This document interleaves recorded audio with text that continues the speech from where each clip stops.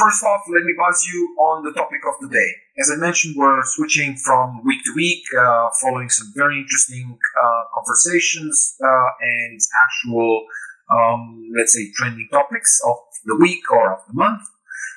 So the topic of the day is a little bit different, and it's getting more and more, let's say, actual.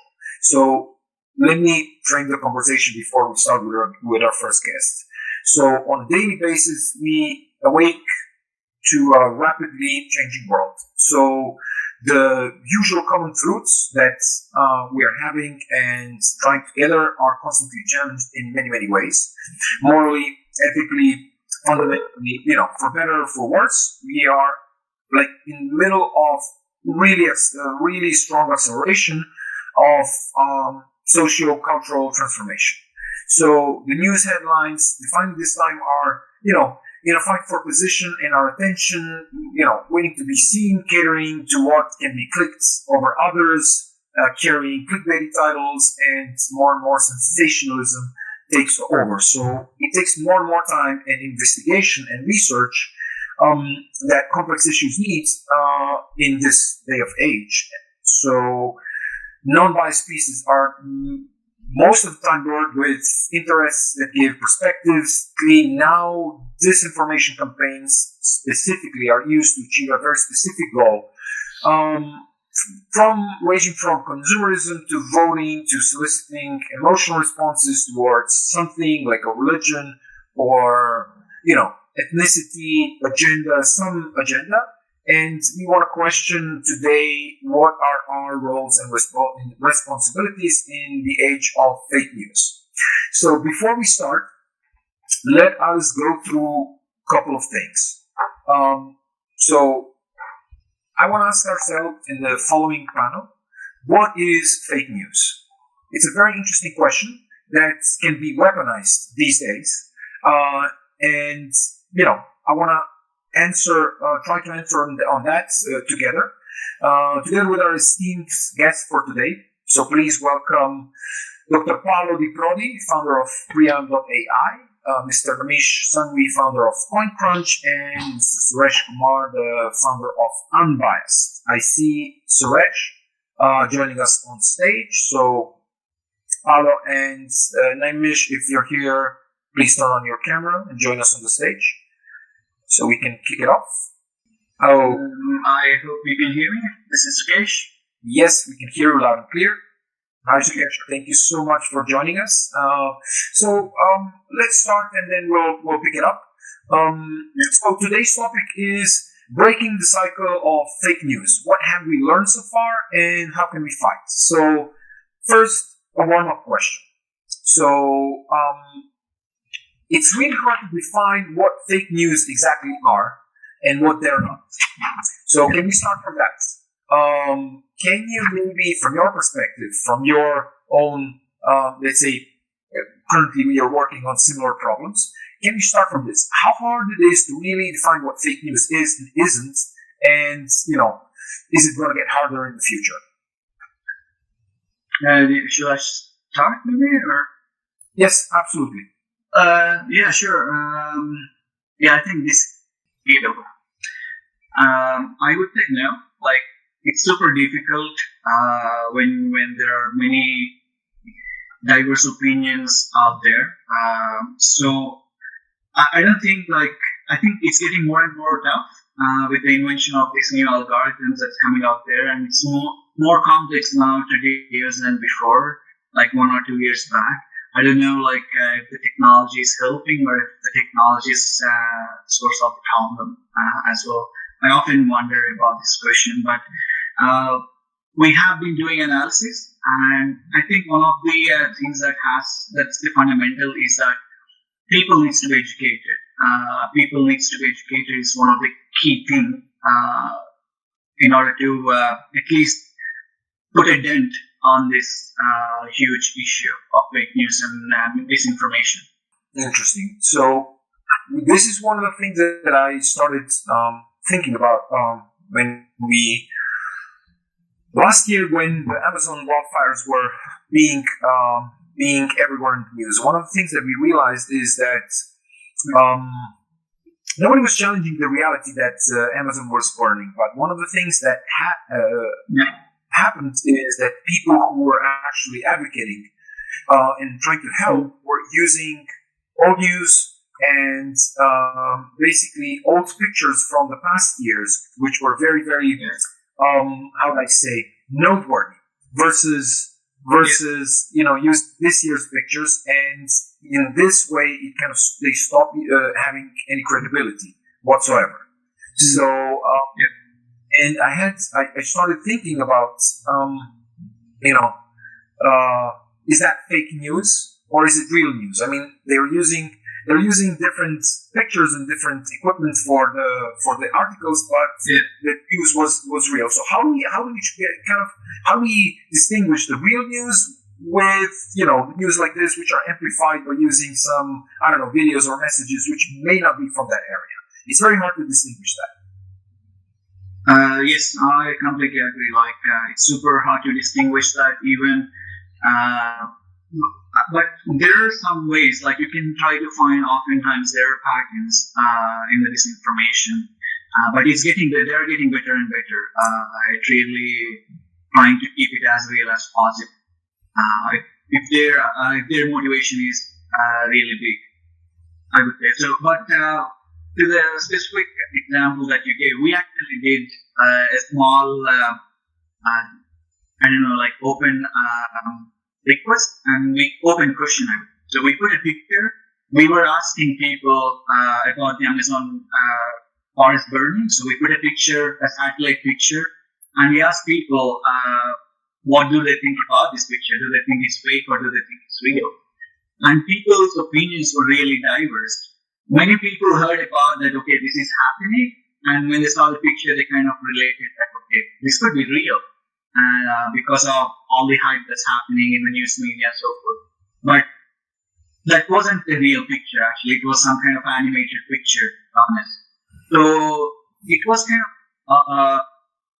it was kind of intriguing to see how people react to different messages based on the different bubbles of social media and internet they are involved in, and that kind of amplified your response to these kind of messages or posts or whatever that you give on the internet. Interesting. So hi everyone. I could jump in finally. So I wanted to ask you, what about information literacy? Is there a proper way to train people regarding information literacy? How to distinguish one thing from the other? There are a numerous amount of places in the internet where you can be trained how to detect fake news, but when it is actually tested, people are not detecting fake news for things like you were saying, that the Amazon fire was actually happening. So people tend to accept something that could be even awkward to when you look at it, you realize that's something wrong with the picture. But since you know there is a fire and proper media are announcing the fire, you just take these other inputs as true. So what is your opinion regarding information literacy? Is there a path to follow so that people can acquire the skill, or should we trust applications and news sources to check information? What's your view on that? I don't think there is a simple black and white solution out there. When we started digging into this problem of fake news and misinformation, we started speaking with people. How do they actually consume the information today? So we started our journey 2 years back, asking people how they actually consume the information. And this was from my own personal experience as well.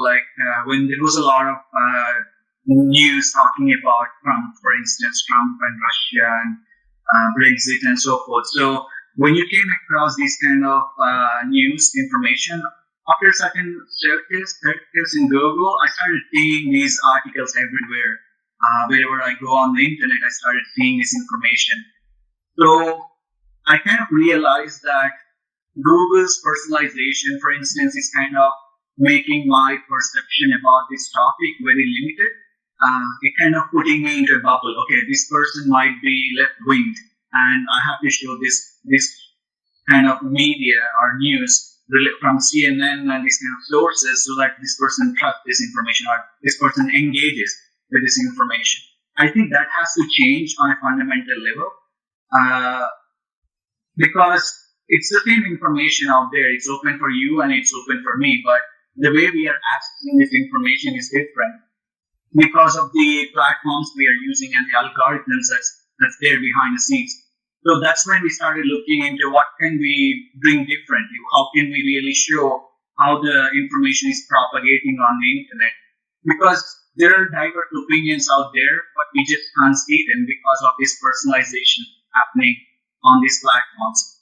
So we started working on trying to understand how can we bring everyone's diverse opinions to a single place. So like when you're searching for something, these kind of diverse topics or complex topics, how can you really show both sides opinion? And that's where we thought of a search engine which provides insight rather than bunch of links. And the results would be the same for you, the results would be the same for me. But then we know exactly how the information is spreading. So I think that's the first step, to understand without any proper tools to analyze the internet of how the information is spreading, you can't really control the fake news. So you're kind of saying like the confirmation bias that you get from the algorithms. Yes. It also happens not only with Google, it happens with Twitter. You see that everyone agrees with you on Twitter because you only see in your feed what people that think alike. That's what Twitter tells you. So is there something, you say that the change needs to be fundamental, right? Yeah. And how can it be, like from the bottom? Because we need to conciliate many actors. Yes. So I think as I mentioned, like the first step is to understand how the information is being spread, and second step is to there are many crowdsourcing solutions today where people are validating the information, but this is very limited because it takes a lot of time and effort to validate this kind of information. And there are also algorithms coming along the way to identify patterns which humans cannot see today. So I would say like there will be, in future, when we look forward in maybe in 3 or 5 years, there will be complex and multiple solutions working together.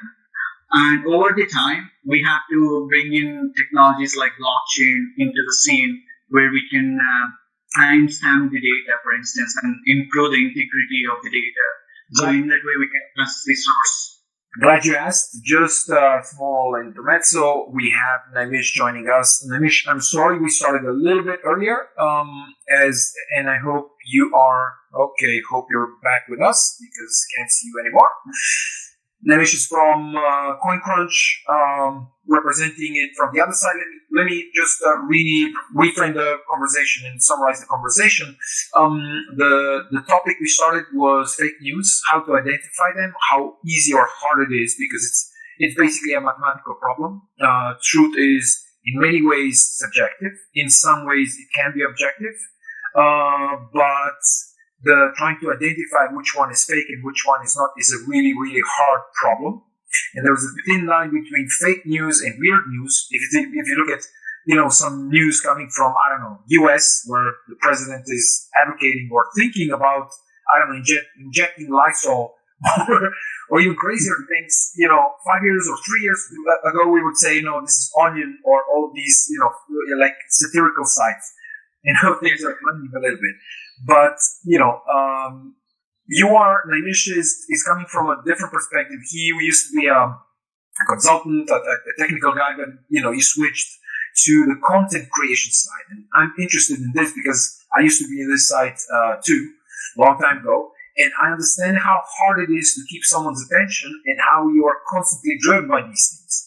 So for me, basically, one of the fundamental things is exactly what you said.